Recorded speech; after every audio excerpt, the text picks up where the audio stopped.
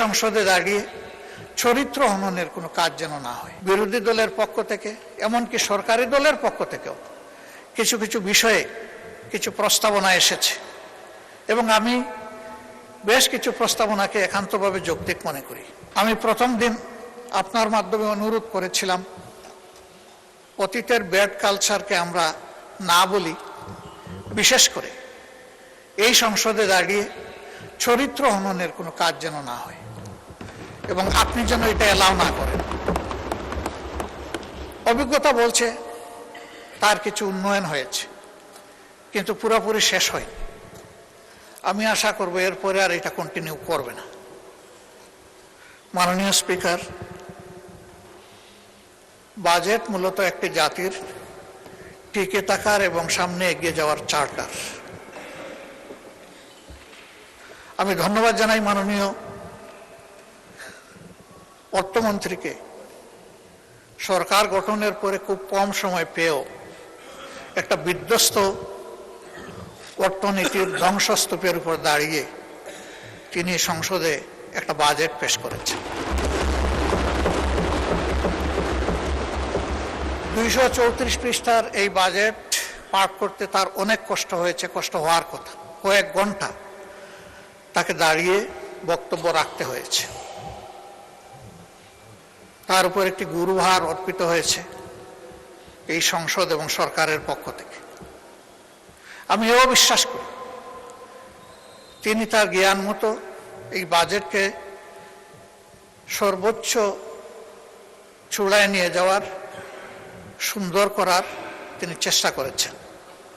কিন্তু তারপরেও তিনি এবং তার টিম ব্যক্তিগতভাবে মানুষ, সমষ্টিগতভাবে মানুষ। মানুষের কোনো প্রয়াস সম্পূর্ণভাবে ভুলের ঊর্ধ্বে হওয়ার প্রশ্নই ওঠে না। এর মধ্যে ত্রুটি এবং ঘাটতি থাকবে, এটাই স্বাভাবিক। এটা আমি করলেও থাকতো। এক লাইটেই নিশ্চিন্তে চলে দিনের পর দিন। Walton emergency bulb, the best emergency bulb. বিরোধী দলের কাজ হচ্ছে ওয়াচ ডগের কাজ করা।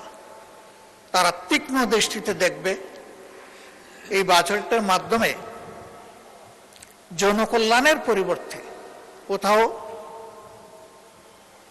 জনগণের কোনো ক্ষতি হচ্ছে কিনা এবং বিশেষ করে সমাজের ন্যায্যতার ভিত্তিতে যাদের পাওনা আছে তারা বঞ্চিত হচ্ছে কিনা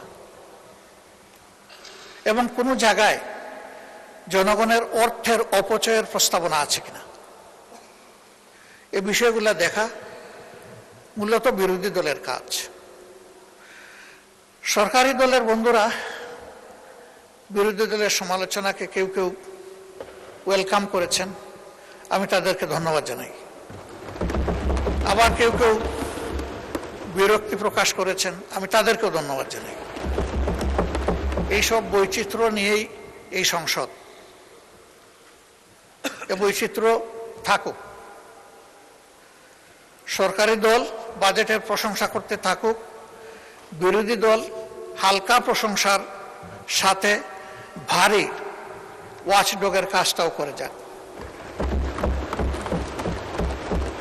তাহলে বাজেট সত্যিকার অর্থে পূর্ণতা পাবে এবং আমরা এটা আশা করতে চাই।